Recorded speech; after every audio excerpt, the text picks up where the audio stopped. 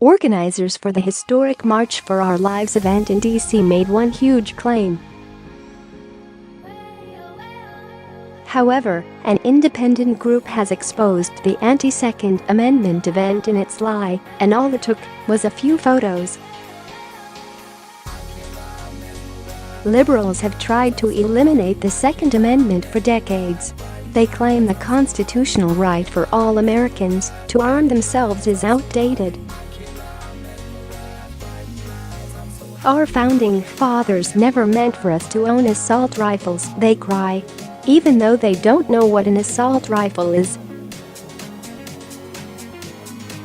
What these liberals don't tell you is, if you disarm the public, they will be defenseless.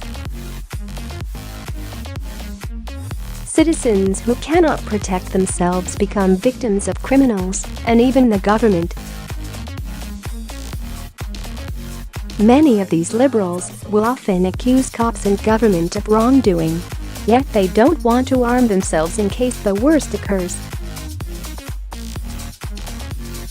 March for Our Lives was another event aimed at vilifying our Second Amendment rights. The attendees demanded stricter gun control, but what they call common-sense gun laws are a step toward a defenseless America, an America that would be victim to abuse and tyranny. Many Americans don't agree with March for Our Lives, but the organizers would have you believe it's a growing movement. According to their claims, over 800,000 Americans showed up at D.C. for the march. However, a digital imaging service analyzed the photos of the event. They have a very different number. They say the peak crowd was only 200,000. I guess the March for Our Lives organizers have trouble counting. I'd take the company's word over the march's organizers. Why? Because March for Our Lives doesn't provide solid numbers for their claim. It's unlikely that they were keeping track of everyone who gathered. It's not like they sold tickets. RSVPs online can be faked or inflated. Many people could have responded or promised to show up but never did. Digital design and imaging service studied actual photos of the event to come up with a reliable estimate. You can't fake heads in a crowd.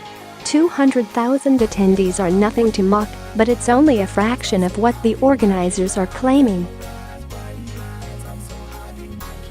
Clearly, the anti-Second Amendment movement does not have the kind of support that they want us to believe it does.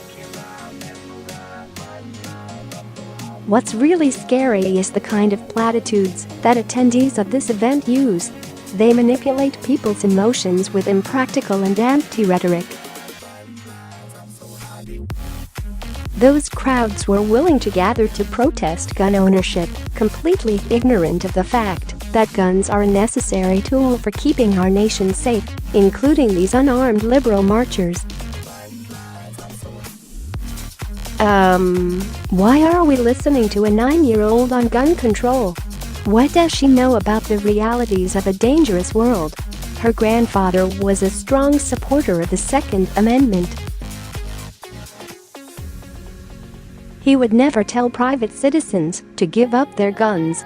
King knew that minorities would be at the mercy of corrupt cops and others without firearms. Yet the left continues to push a policy that would make Americans more at risk of shooters, criminals, and terrorists. We all know the truth. A public that is armed and trained is more effective at preventing crime and death. But that's not what Democrats want.